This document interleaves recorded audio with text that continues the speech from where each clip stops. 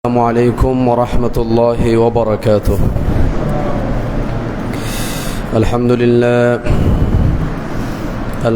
لله رب العالمين خالق السماوات والأرضين، والصلاة والسلام على من كان نبيا وآدم بين الماء والطين، وعلى آله وأصحابه أجمعين. أما بعد، فأعوذ بالله من الشيطان الرجيم ببركة بسم الله الرحمن الرحيم.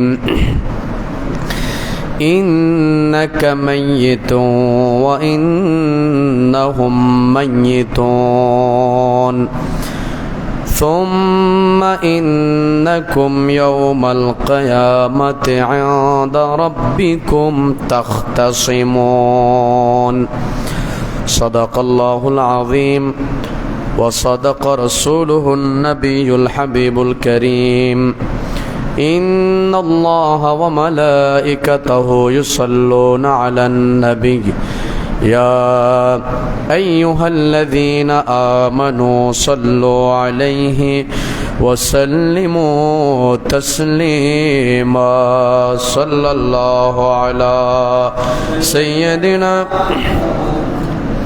وآله وأصحابه وسلم. صلى الله على سيدنا محمد وآله وأصحابه وسلم. اللهم صل سيدنا مولانا محمد وعلى آل سيدنا مولانا رحمة للعالمين نبی جی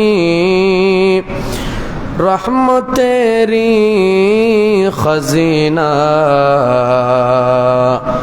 جر قدمیر دھولی لے گے یسرب ہইল مدینہ.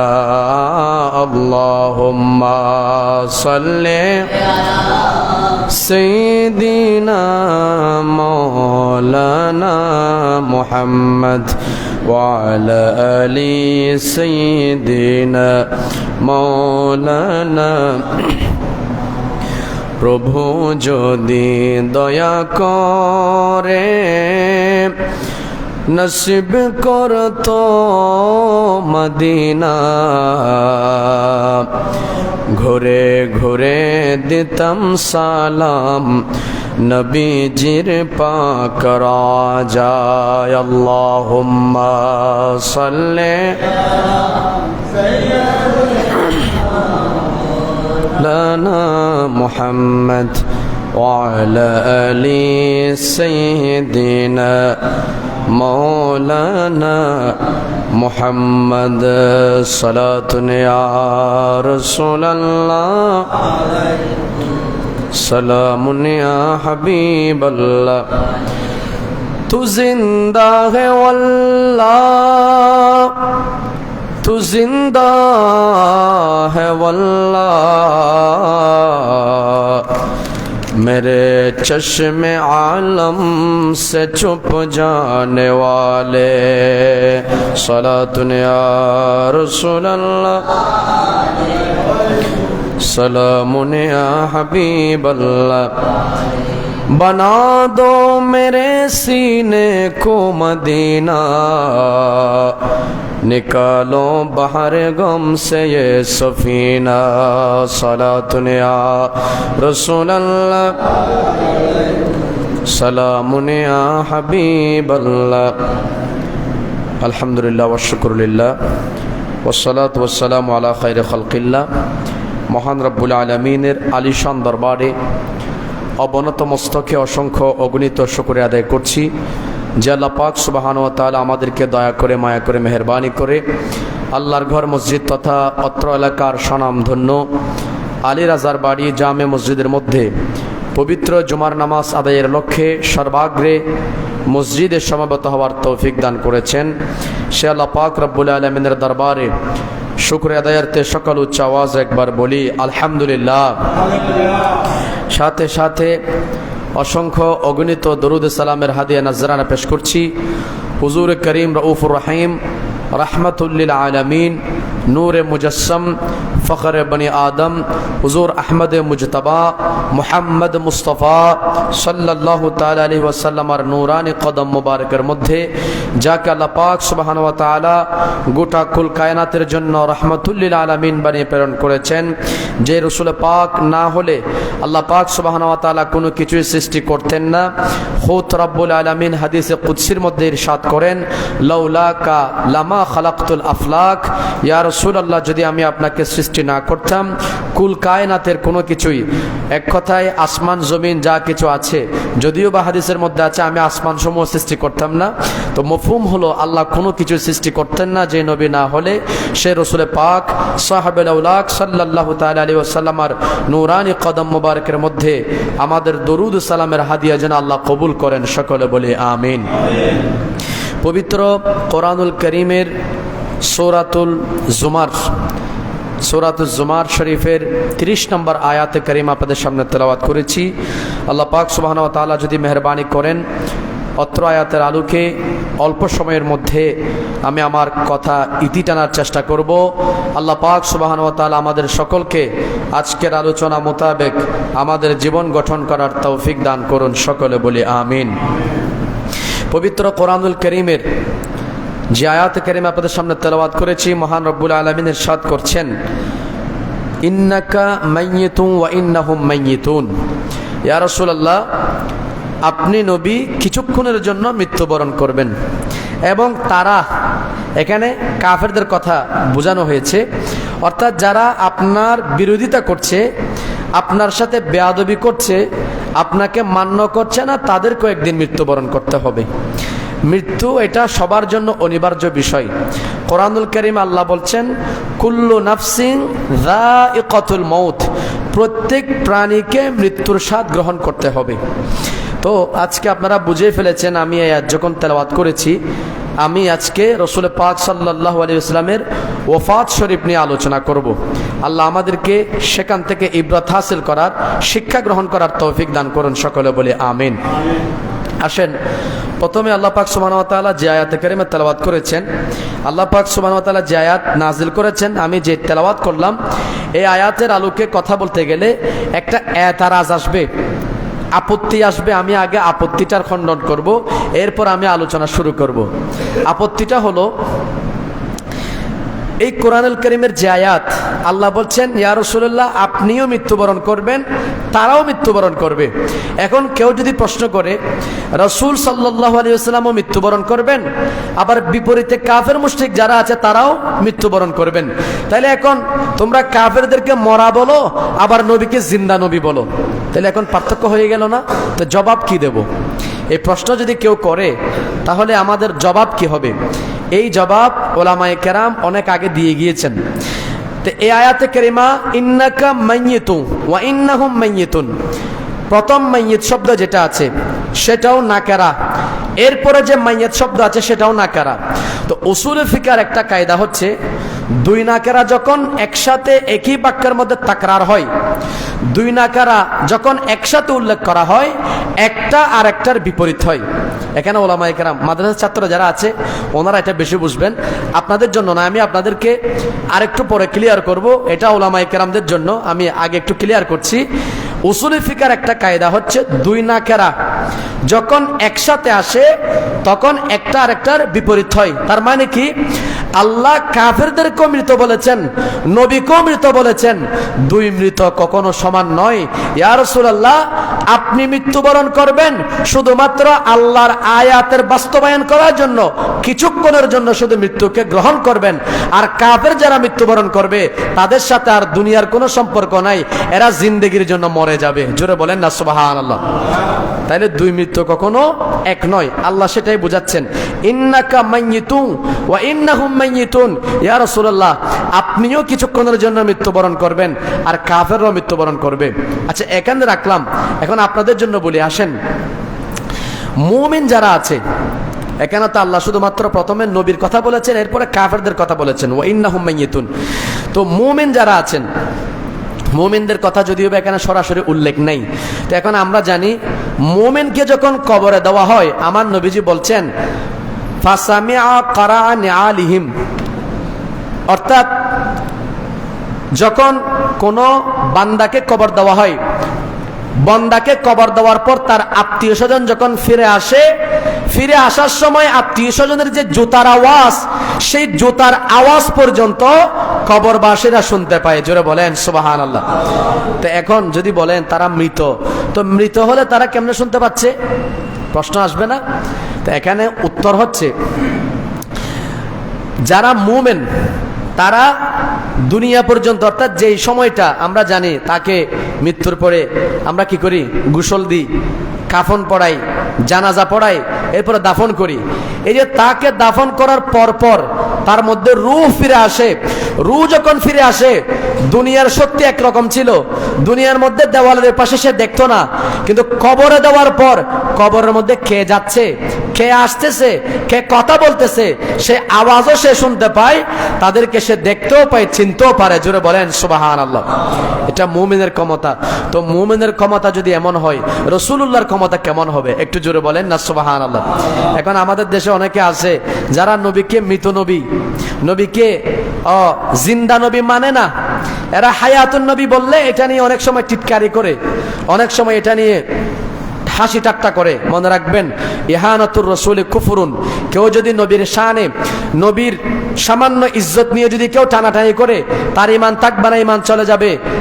আমি গতকালকেও এক জায়গার মধ্যে গিয়েছিলাম, সেখানে আলোচনা করেছি। একটা হাদিস আমি সেখানে নোট করেছিলাম। আল্লাহর প্রিয় রাসূল সাল্লাল্লাহু আলাইহি ওয়াসাল্লাম ইরশাদ করছেন, যে হাদিস বর্ণনা করছেন হযরত আলী রাদিয়াল্লাহু তাআলা আনহু। একটু শুনেন, হযরত আলী রাদিয়াল্লাহু তাআলা আনহু বলছেন, সামিআতু রাসূলুল্লাহি সাল্লাল্লাহু আলাইহি ওয়াসাল্লাম, আমি রাসূল সাল্লাল্লাহু আলাইহি ওয়াসাল্লামকে বলতে শুনেছি, ওয়া হুয়া আখিযু শারিহি, তখন রাসূল সাল্লাল্লাহু আলাইহি ওয়াসাল্লাম নিজের একটি চুল মুবারক হাতে নিলেন। একটু জোরে বলেন না সুবহানাল্লাহ। একটি চুল মুবারক হাতে নিলেন, আর কি বললেন? ওয়া হুয়া ইয়াকুল, রাসূল পাক সাল্লাল্লাহু আলাইহি ওয়াসাল্লাম বলছেন, মান আযা শারাতান মিন শারি, যে ব্যক্তি আমার একটি চুলকে বিনা কারণে কষ্ট দিবে। কাকে? চুলকে। এখন প্রশ্ন আসবে, তো চুলের মধ্যে কি কষ্ট অনুভব হয়?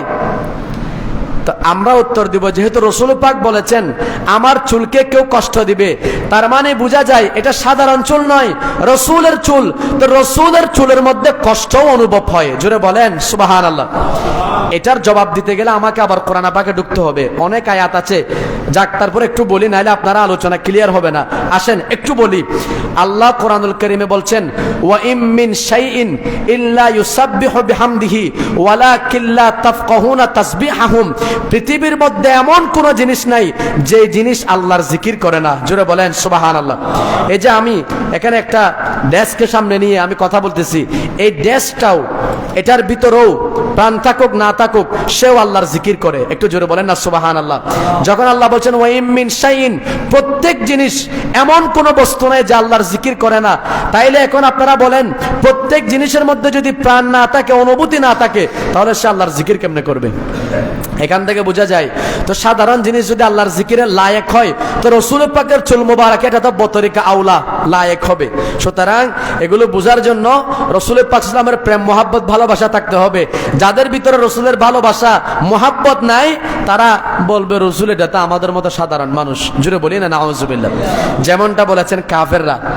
কাফেররা কি বলতো? কোরআনুল কারীম খুলেন, সূরা ইয়াসিন শরীফ, আল্লাহ কাফেরদের কথা বলছেন, ক্বালু মা আনতুম ইল্লা বাশারুম মিথলুনা। নবীকে বলতো কাফেররা, ক্বালু, কাফেররা বলতো, মা আনতুম ইল্লা বাশারুম মিথলুনা, আপনারা তো কোনো কিছুই নয়, তবে শুধুমাত্র আমাদের মতো সাধারণ মানুষ। জোরে বলেন নাউযুবিল্লাহ।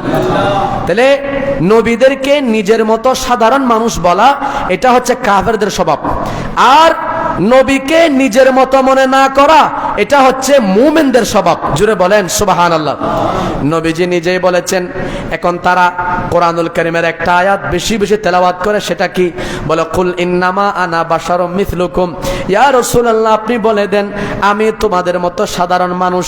জুড়ে বলি না নাউজুবিল্লাহ। অথচ এই আয়াতটা যদি পূর্ণ পড়ে তাহলে তাদের ভিতরে সংশয় থাকবে না। যদি সামনের দিকে যা আল্লাহ বলছেন ইউহা ইলাইয়া, আমি হচ্ছি ওই নবী যার উপর ওহী নাজিল হয়। এখন আপনারা বলেন যার উপর ওহী নাজিল হয় আর যাদের উপর ওহী নাজিল হয় না, তারা কি সমান হতে পারে? তো এখানে তো বোঝা যাচ্ছে নবী যদিও বা বলেছেন এটা আজেজে ইনকিসারি, অর্থাৎ বিনয় করার জন্য।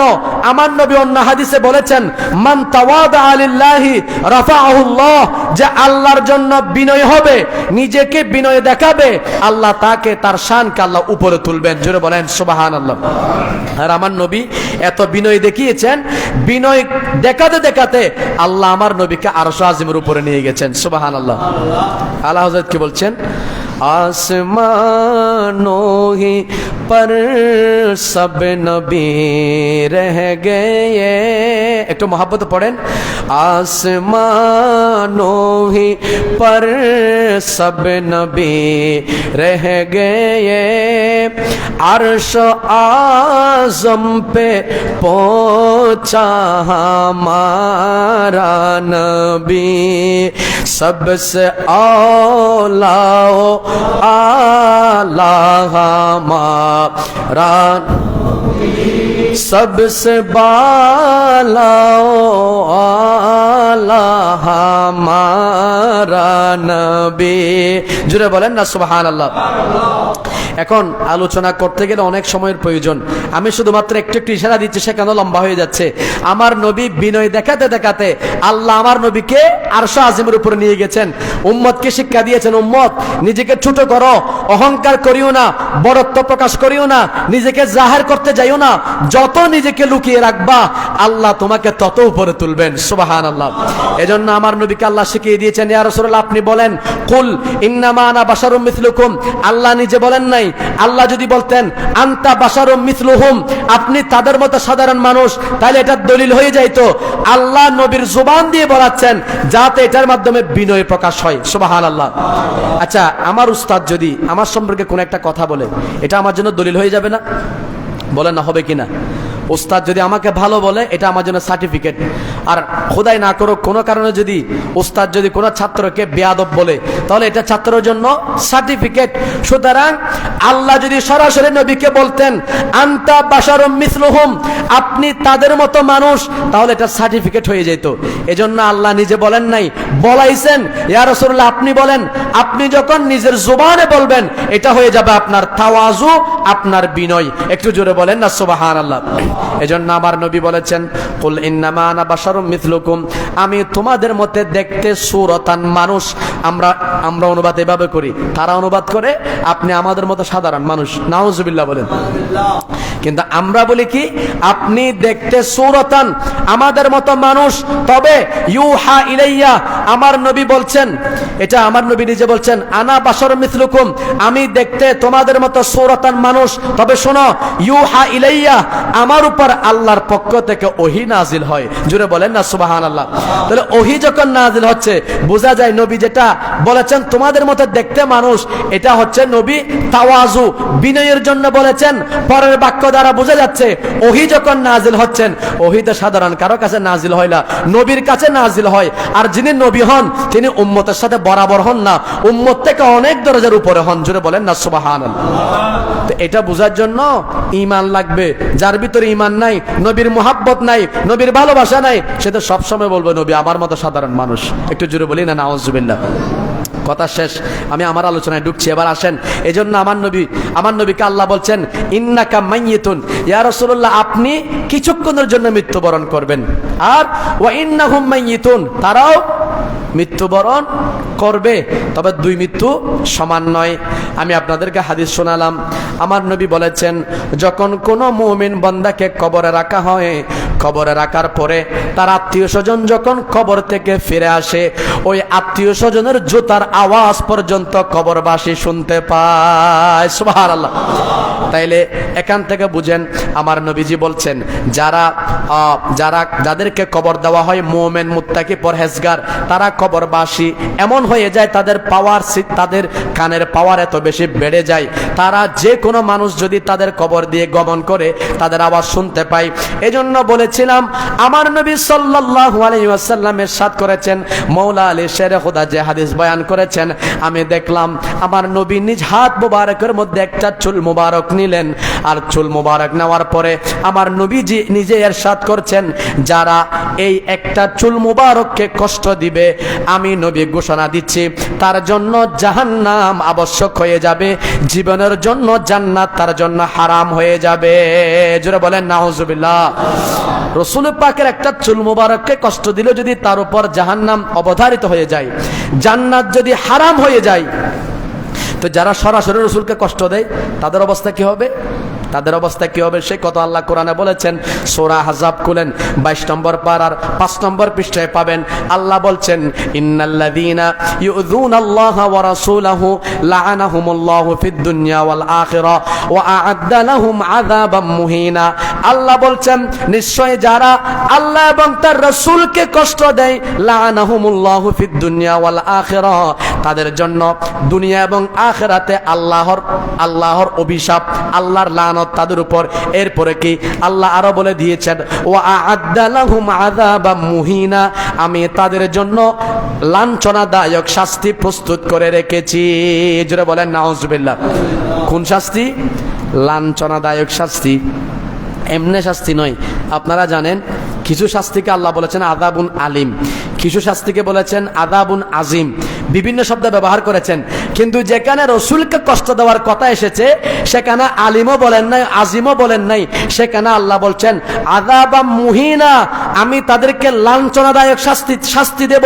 যারা নবীর শানে বেয়াদবি করবে তারা দুনিয়ার মধ্যে অপদস্থ হবে, বেইজ্জত হবে, কিয়ামতের ময়দানেও তারা মানুষের সাথে বেইজ্জতি হবে। জোরে বলেন না নাউজুবিল্লাহ। সুতরাং যারা আহলে সুন্নাত ওয়াল জামাত নবীকে ভালোবাসেন আপনারা ফখর করতে পারেন। এই কারণে যারা নবীর মুহাব্বত অন্তরে রাখে, নবীর তাজিম অন্তরে পোষণ করে, তারা জীবনে কোনোদিন বেইজ্জত হবে না, আখিরাতের মধ্যে তারা সম্মানিত হবেই, দুনিয়ার মধ্যেও তারা কখনো এক মিনিটের জন্য আল্লাহ তাদেরকে বেইজ্জত করবেন না। জোরে বলেন সুবহানাল্লাহ। সুতরাং নবীর সাথে মুহাব্বত যার থাকবে তার সম্মান, তার মুহাব্বত আল্লাহর দরবারে বেড়ে যাবে। আর যারা এরকম আল্লাহর সম্মান বা আল্লাহ এবং আল্লাহ রসুল ইজ্জত যারা দিতে জানে না, তারা উভয় জাহানের মধ্যে কি হবে? লাঞ্ছিত হবে। এই জন্য মওলা আলী শেরে খুদা যে হাদিস বলেছেন, এটা বলার কারণ হচ্ছে যারা রসুল পাকের ইন্তেকালকে নিয়ে হাসি ঠাট্টা করে। এক বক্তা দেখলাম সে এক সময় বলতো আল্লাহ এবং মুহাম্মদ সাল্লাল্লাহু আলাইহি ওয়াসাল্লাম পাশাপাশি লেখা শিরিক হবে। যে বক্তা বলেছিল সেই বক্তা কিছুদিন আগে এই ইন্নাকা মাইয়িতুন ওয়া ইন্নাহুম মাইয়িতুন, কারণ এলম তো নাই, এলম থাকলে সে বুঝতো এখানে আল্লাহ যে কথা বলেছেন দুটোটা নাকারা শব্দ ব্যবহার করেছেন, তো নাকারার দ্বারা প্রমাণিত হয়ে যায় প্রথম এবং দ্বিতীয় মৌত এটা সমান হতে পারে না। আপনার মৌত এবং আপনার বিপরীতে যারা মৃত্যুবরণ করবে তাদের মৃত্যু এক নয়। এটা বোঝার জন্য তো আলেম হতে হবে। এখন যখন শিল্পী যখন বক্তা হয়, শিল্পী যখন মানুষের কাছে এসে কি দেয়? এলম প্রকাশ করে, তাহলে বুঝতে হবে কিয়ামত সন্নিকটে। সে বক্তা কি বলছে? বলে সাহাবায়ে কেরাম কি নবীকে জিন্দা মাটিতে ঢুকাই দিয়েছেন? এটা ইহানত করে বলছেন। তো আমি বললাম ইহানাতুর রাসূলি কুফরুন, যদি এটা ইহানত হয়ে যায় তাহলে তার ঈমান সহ চলে যাবে। কি চলে যাবে? কারণ সাহাবায়ে কেরাম আমার নবী সাল্লাল্লাহু আলাইহি ওয়াসাল্লাম যখন ইন্তেকাল করলেন, একটা হাদিস আমি এখন আপনাদের সামনে বলবো, দীর্ঘ হাদিস, সময়ের সংক্ষেপের কারণে আমি হয়তো বলতেও পারবো না। তারপর আমি যেহেতু আজকে রাসূল পাক সাল্লাল্লাহু আলাইহি ওয়াসাল্লামের ইন্তেকাল দিয়ে কথা বলার জন্য মনস্থ করেছি, একটু সময় আমি আপনাদের থেকে নেব। আজকে যদি একটু 5-10 মিনিট বেশি হয় আমাকে একটু মাফ করে দিন। রাজি আছেন? তাহলে একবার দরুদ শরীফ পড়েন, সালাতুন ইয়া রাসূলুল্লাহ।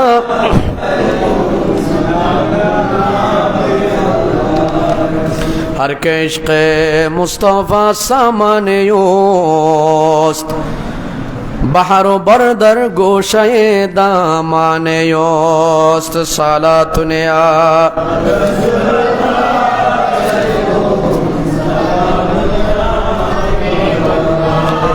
एक नंबरे आसेन আমাদের মৃত্যু, আমরা যেহেতু মোমেন আমাদের কথা রাখলাম। আল্লাহ আয়াতের মধ্যে যে কথা বলেছেন আমার নবীর ইন্তেকাল এবং বলেছেন কাফেরদের ইন্তেকাল, এই দুটোটা ইন্তেকালের কথা যখন বলেছেন, দুটোটা মৃত্যুর কথা যখন বলেছেন, এখন কেউ কেউ এটা থেকে বলে নবী এবং কাফেরের মৃত্যু যদি এক হয়, কাফের যেমন মরে গেছে তাদের সাথে দুনিয়ার কোনো সম্পর্ক নাই, নবীও তো এরকম হবে। জোরে বলেন না নাউজুবিল্লাহ।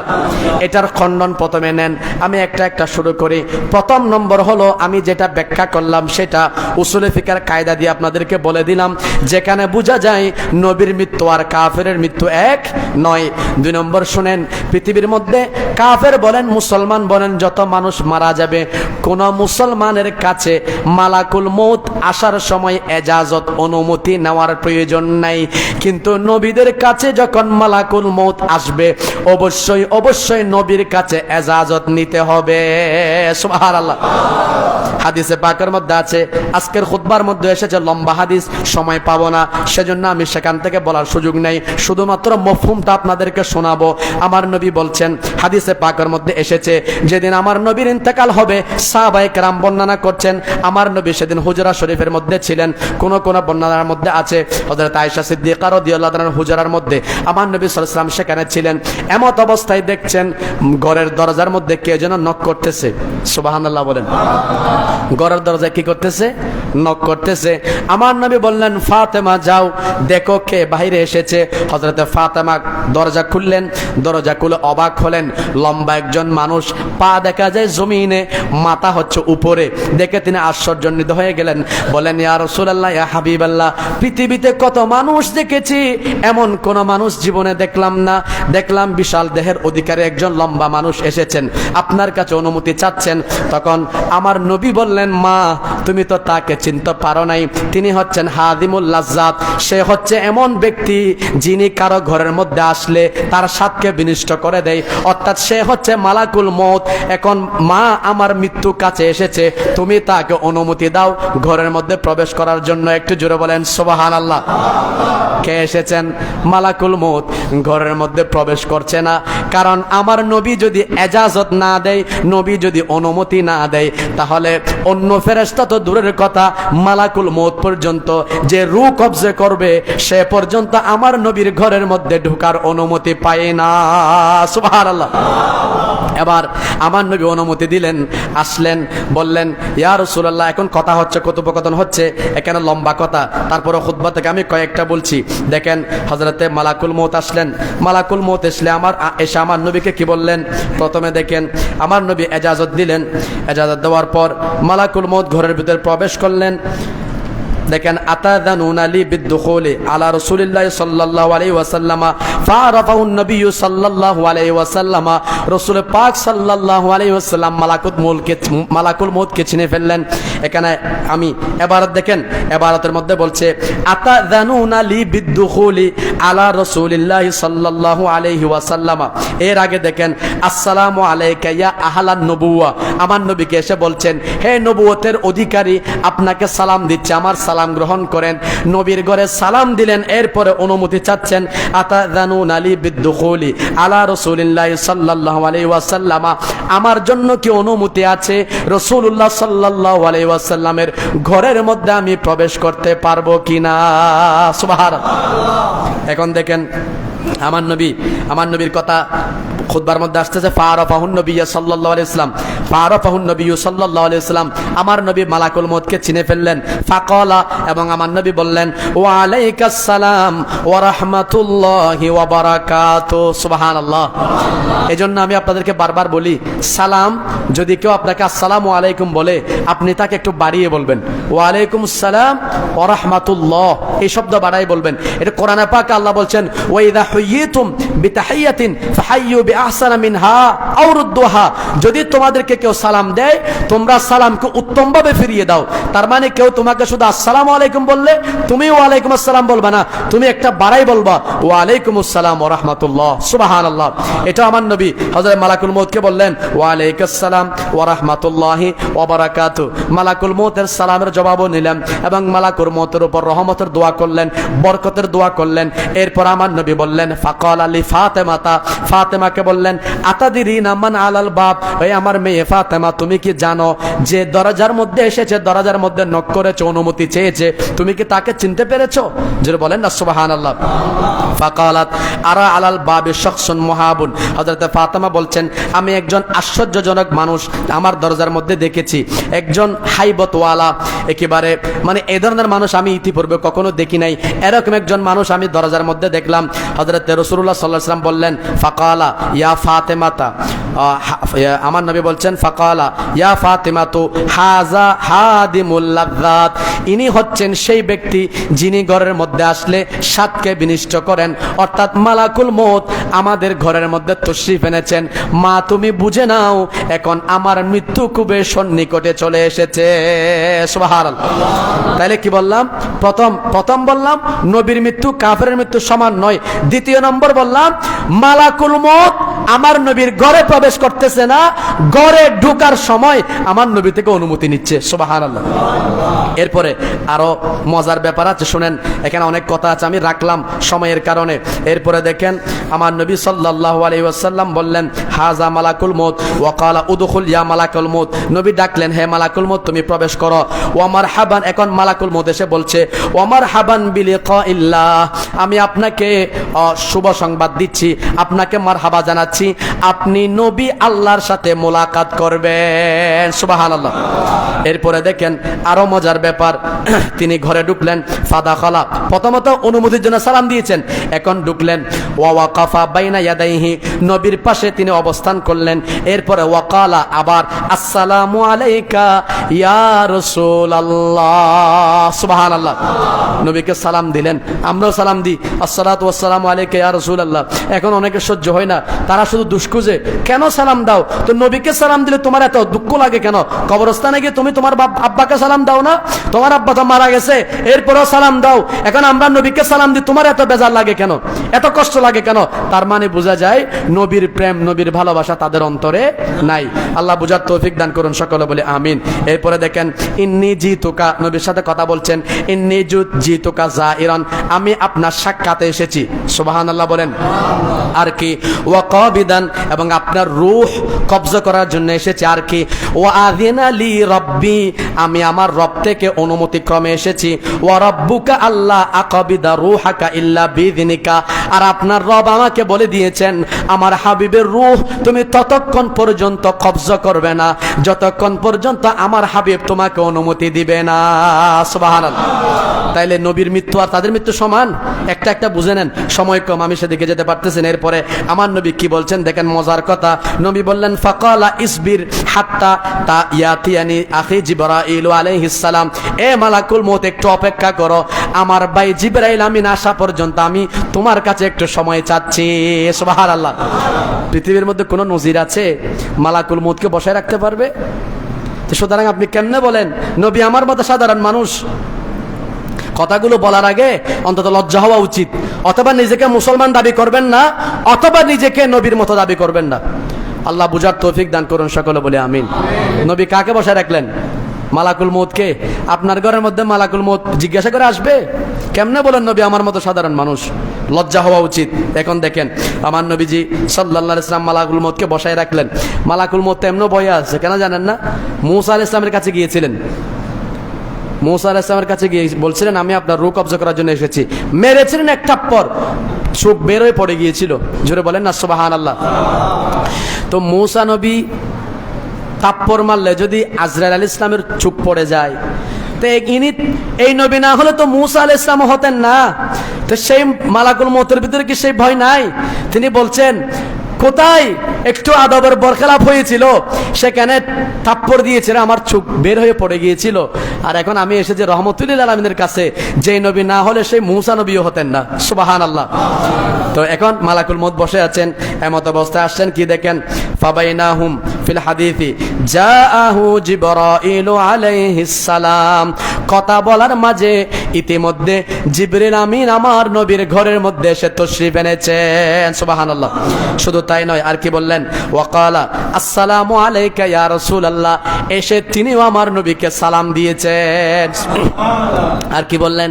আলবাদা আলবাদা ইয়া রাসূলুল্লাহ, ইয়া রাসূলুল্লাহ, বিদায় বিদায়, আমি আপনাকে আগে থেকে বিদায় জানাচ্ছি। দেখেন, তার মানে আল্লাহর পক্ষ থেকে বার্তা নিয়ে এসেছেন। জিবরিল আমিন বলে দিচ্ছেন, ইয়া রাসূলুল্লাহ, আপনার সময় একেবারে নিকটবর্তী হয়ে গেছে। সুবহানাল্লাহ। এখানে রাখলাম, সময় সংক্ষেপ, আর একটু এখানে অ্যাড করতে হবে। আসেন, ওই যে বললাম, প্রথম নম্বর বললাম কাফেরের মৃত্যু নবীর মৃত্যু সমান নয়। 2 নম্বরে বললাম মালাকুল মউত এসে এজাজত নিয়েছেন। 3 নম্বরে মালাকুল মউতকে আমার নবী বসায় রেখেছেন। 4 নম্বরে বলছেন জিবরিল আমিন আসবে, তারপর তুমি অনুমতি পাবে। জিবরিল আমিন এসেছেন, তখন আমার নবী তাকে অনুমতি দিয়েছেন, গেল। এরপরে আরো আসেন, হযরতে ফাতেমা রাদিয়াল্লাহু তাআলা আনহা আমার নবীর ইন্তেকালের কথা শুনে কান্না শুরু করে দিয়েছেন। সুবহানাল্লাহ। বাবা তো স্বাভাবিক, তো বাবারা এমন, মেয়েরা এমন একটু বাবার প্রতি বেশি মহাব্বতী হয়, মেয়েরা একটু বাবাকে বেশি মহাব্বত করেন, বেশি ভালোবাসেন। তো হযরতে ফাতেমা কান্না শুরু করলেন। এবার আমার নবী ফাতেমাকে ডাকলেন, ও ফাতেমা, এদিকে আসো, কেন কান্না করতেছ? বলেন, ইয়া রাসূলুল্লাহ, ইয়া হাবিবাল্লাহ, আপনি অভিভাবক, আপনি আমার বাবা, আপনি আমার পিতা, রহমতুল লিল আলামিন। যে কোনো সুখে দুঃখে আপনার কাছে এসে আলাপ করি, আপনার সাথে পরামর্শ নিই। আপনি যদি চলে যান কি করব? সেই দুঃখে কাঁদছি। এবার আমার নবী বললেন, ও ফাতেমা, তোমাকে একটা মজার খবর বলবো, শোনো। সর্বপ্রথম আমার পরিবার থেকে আমার সাথে যে মিলিত হবে সে হচ্ছে তুমি, ফাতেমা। সুবহানাল্লাহ। ইন্তেকালের মুহূর্তে আমার নবী হযরত ফাতেমাকে ডেকে বলছেন, ও ফাতেমা, আসো, শুনে যাও, কান্না করিও না, তোমার জন্য শুভ সংবাদ দিচ্ছি। আমার পরিবার থেকে সর্বপ্রথম আমার সাথে মিলিত হবে তুমি, ফাতেমা। সুবহানাল্লাহ। কেমনে বলেন নবী আমার মতো সাধারণ মানুষ? একবার হুঁশ জ্ঞান করে বলেন, হযরতে ফাতেমা এখন হাসতে শুরু করেছেন। এতক্ষণ কান্না করেছেন, এখন কি মুচকি হাসতেছেন। তো হযরত আয়েশা সিদ্দিকা রাদিয়াল্লাহু তাআলা আনহা জিজ্ঞাসা করেছিলেন, এটা খেয়াল করেছেন, হযরত আয়েশা সিদ্দিকা অনেক বড় বুদ্ধিমতী ছিলেন, বেশি বুদ্ধিমতী ছিলেন হযরত আয়েশা সিদ্দিকা রাদিয়াল্লাহু তাআলা আনহা। সে কথা অন্যদিন বলবো, আজকে সেই সময় নাই। আমি আমার মূল টপিকের মধ্যে কথা বলতে হবে, সময় অলরেডি শেষ। আমাকে সিগন্যাল দিচ্ছে সময়, হুজুর শেষ করেন, তো আমাকে এর মধ্যে শেষ করতে হবে। জুমার আলোচনা, তো আলোচনা লম্বা করা যায় না। তারপরও আমি আজকে একটু সময় বেশি নিব, আপনাদেরকে বলেছি। আপনারা যদি রাজি থাকেন, যদি বলেন হুজুর শেষ করে দেন, আমি এখন শেষ করে দিব। কি শেষ করে দিব? একজনে বলছেন শেষ করে দিব না, যদি বলেন তাহলে ঠিক আছে, কিছুক্ষণ বলবো, আর নাইলে এখন শেষ করবো। তাহলে দরুদ শরীফ পড়েন, সালাতুন ইয়া রাসূলুল্লাহ।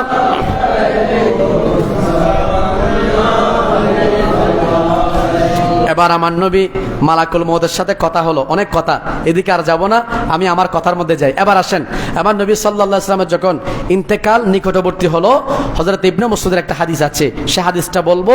এই হাদিস বলার পর আমার কথা শেষ। এই যে এতগুলো কথা বললাম, আপনারা এখান থেকে বুঝলেন ফাতেমা রাদিয়াল্লাহু তাআলা আনহাকে আমার নবী এই সংবাদ দিয়ে গেছেন, আমি যখন দুনিয়া থেকে চলে যাব সর্বপ্রথম আমার সাথে তোমার সাক্ষাৎ হবে। তো দেখেন, দুনিয়া থেকে চলে যাচ্ছেন, এই সময়ের মধ্যে আমার নবী গায়েবের সংবাদ দিয়ে যাচ্ছেন। সুবহানাল্লাহ। তো এখন বলে নবী দেওয়ালের পাশে কি আছে জানে না, যারা এই কথা বলে, তো এদের কি ঈমান থাকার কথা? তারপরও নিজেদেরকে মুসলমান দাবি করে। আমরা যদি কিছু বলি বলে আমরা গালাগালি করি, এগুলা কি গালি দিচ্ছি আমরা, নাকি তাদের ভুলগুলো ধরে দিচ্ছি? তাহলে গালি কাকে বলে সেটাও জানে না। আল্লাহ বুঝার তৌফিক দান করুক, সকলে বলে আমিন। কি বলতে চেয়েছিলাম, হযরত ফাতেমা রাদিয়াল্লাহু তাআলা যখন এই কথা বললেন, আয়েশা সিদ্দিকা খেয়াল করলেন, বুদ্ধিমতী ছিলেন, বললেন, আপনাকে আপনার বাবা কি বলেছেন? তিনি বলছেন এটা এখন বলার অনুমতি নেই, বলেন নাই। যখন ইন্তেকাল হয়ে গেল, আয়েশা সিদ্দিকার সে কথা মনে আছে, তিনি স্মরণ করে দিলেন, ও ফাতেমা, আমি তো তোমার মা, একটু আমাকে বলো না, আব্বা, তোমার আব্বা জান রাসূলুল্লাহ সাল্লাল্লাহু আলাইহি ওয়াসাল্লাম ইন্তেকালের সময় তুমি কান্না করছিলা, তোমাকে ডাকার পর কানে কানে কি বলেছিল? তখন তুমি আবার হেসে দিয়েছো কেন? বলছেন, আব্বাজানের যখন মৃত্যুর খবর শুনেছি আমি কান্না করেছি, তখন আব্বাজান আমাকে সান্ত্বনা দেওয়ার জন্য বলেছিল, ফাতেমা, সর্বপ্রথম তোমার সাথে আমার কবরের মধ্যে সাক্ষাৎ হবে। সুবহানাল্লাহ। এজন্য আমি হেসেছিলাম। সো দেখা যায় আমার নবীর ইন্তেকালের 6 মাস পরে হযরতে ফাতেমা রাদিয়াল্লাহু তাআলা ইন্তেকাল করেছেন। তো এটা আমার নবী ইন্তেকালের সময় কি দিচ্ছেন? গায়েবের খবর দিচ্ছেন। এখন এরা বলে যে নবী গায়েবের খবর তো দূরের কথা, দেওয়ালের পাশে কি আছে এটাও নবী জানেন না। একটু জোরে বলেন না, নাউজুবিল্লাহ। এই সমস্ত কাজ্জাবদের কি ঈমান আছে? আল্লাহ তাদের থেকে আমাদের দূরে থাকার তৌফিক দান করুন, সকলে বলে আমিন। এবার আসেন, আমার নবীর ইন্তেকাল যখন কাছে আসলো, হযরত ইবনে মাসউদ বলছেন আমরা সবাই হযরত আয়েশা সিদ্দিকার হুজরার মধ্যে চলে গেলাম।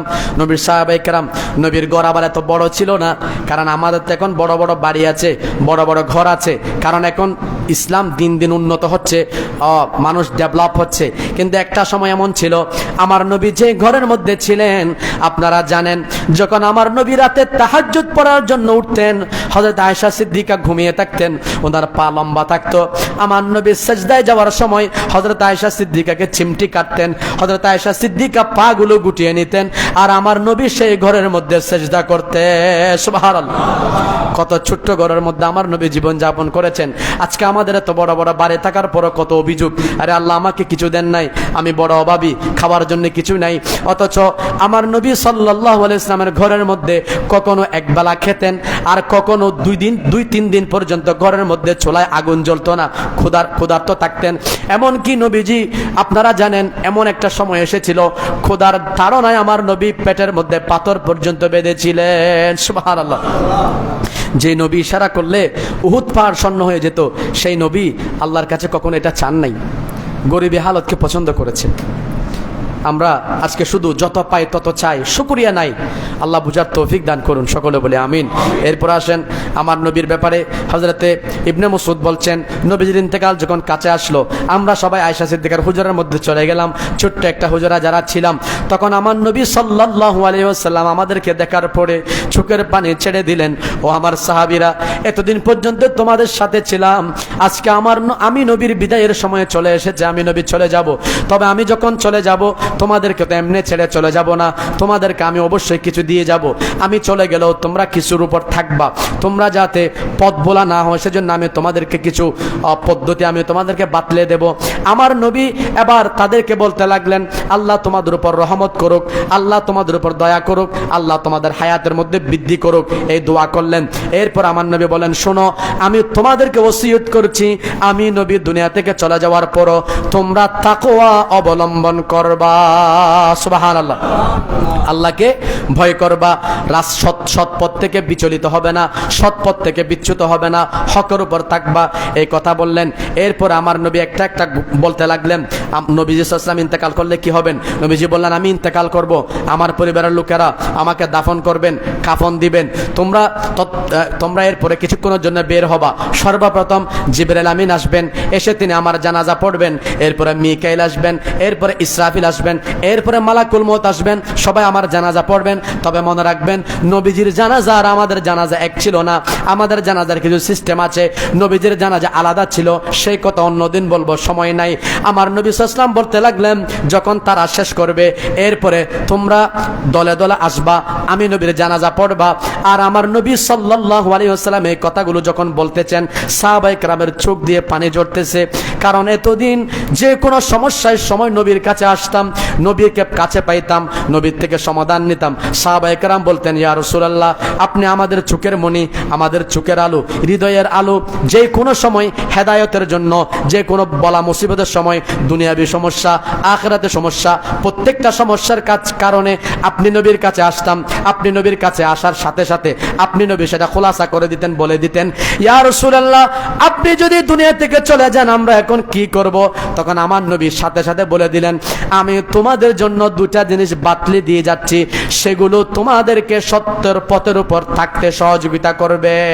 সুবহানাল্লাহ, একটা হলো আমার নবী বলছেন, একটা নাতেক মানে যেটা কথা বলার শক্তি রাখে, আর একটা হলো সাকেত, যেটা কথা বলার শক্তি রাখে না কিন্তু তোমাদেরকে শিক্ষা দিতে পারবে। সুবহানাল্লাহ বলেন। নাতেক সেটা কি? আমার নবী বলছেন, আমি তোমাদের জন্য কোরআন রেখে যাচ্ছি, যখন তোমরা কোনো সমস্যার সম্মুখীন হবা, কোরআনুল কারীম খুলবা, আর কোরআনুল কারীম খুলে যদি তোমরা বুঝতে না পারো, যারা বুঝে জ্ঞানী তাদের কাছে কোরআন নিয়ে যাবা, তারা তোমাদেরকে কোরআন থেকে বুঝিয়ে দিবে। সুবহানাল্লাহ, সেটা কি? আমার নবী বলছেন ফাস আলু, যদিও বা এটা এখানের প্রাসঙ্গিক নাই, আমি বলতেছি প্রাসঙ্গিকতার কারণে। আমার নবী কোরআনুল কারীমের মধ্যে আল্লাহ পাক সুবহানাহু ওয়া তাআলা বলছেন ফাস আলু আহলায যিকরি ইন কুনতুম লা তা'লামুন।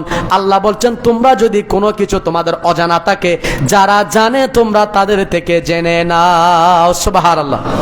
একটা, এরপর আমার নবী বলছেন আর একটা হলো সাকাত, যেটা চুপ থাকবে, কথা বলতে পারবে না। সেটা কি? আমার নবী বলেন সেটা হলো মৃত্যু। যখন তোমাদের কোনো কারণে অহংকার চলে আসবে, যখন কোনো কারণে তোমাদের কাছে দুনিয়ার লোভ চলে আসবে, দুনিয়ার দিকে ঝুঁকে যাবে, মনে হবে কোনো মানুষের উপর জুলুম করার খেয়াল চলে আসবে, তখন তোমরা কি করবা? আমার নবী সাল্লাল্লাহু আলাইহি ওয়াসাল্লাম বলে দিলেন তখন তোমরা মৃত্যুর কথা স্মরণ করবা। মৃত্যুর কথা স্মরণ করার সাথে সাথে যত অহংকার তোমার ভিতর আছে সব চলে যাবে। কারণ তোমার পূর্বে ইতিপূর্বে কত মানুষ দুনিয়ার মধ্যে অহংকার করেছে, বাহাদুরি করেছে, সম্পদের তিনি কি দেখিয়েছেন? বাহাদুরি দেখিয়েছেন। কিন্তু কবরে যাওয়ার সময় একজন সাধারণ মানুষ যেভাবে কবরে গিয়েছে, সেভাবে একজন কোটিপতি হওয়ার পরও সে স্বাভাবিকভাবে মাটির মধ্যে তাকে শুইতে হয়েছে। সুবহানাল্লাহ। এজন্য আমার নবী বলেছেন দুটা জিনিস রেখে যাচ্ছে, একটা কোরআন আর একটা হলো মৃত্যু। কোরআন যেটা সেটা না থাক, সেটা থেকে তোমরা সমাধান সরাসরি খুঁজে পাবা। আর মৃত্যু যেটা সেটা সাকাত, সেটা যদিও বা তোমাদেরকে সরাসরি নসিহত করতে পারবে না, কিন্তু সেটা এমন একটি জিনিস, সেটার দিকে তোমরা খেয়াল করলে তোমাদের অন্তর পরিবর্তন হয়ে যাবে। কারণ আমার নবী সাল্লাল্লাহু আলাইহি ওয়াসাল্লাম একথা বলেছেন আকসিরু যিকরা হাদিমিল লাযযাতিল মউত, তোমরা বেশি বেশি মৃত্যুর কথা স্মরণ করো, কারণ মৃত্যু মানুষের স্বাদকে বিনষ্ট করে দেয়। আল্লাহু আকবার। আর কথা বলার সময় নাই, সময় অনেক হয়ে গেছে, আমার এখানে রাখতে হচ্ছে। আর লম্বা করছি না, ইনশাআল্লাহ তাআলা যদি সময় হয় অন্য কোনো একদিন বলবো।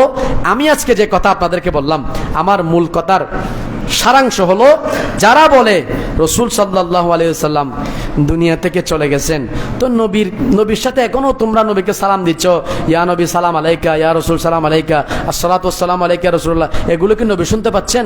একটু জোরে বলি না নাউযুবিল্লাহ।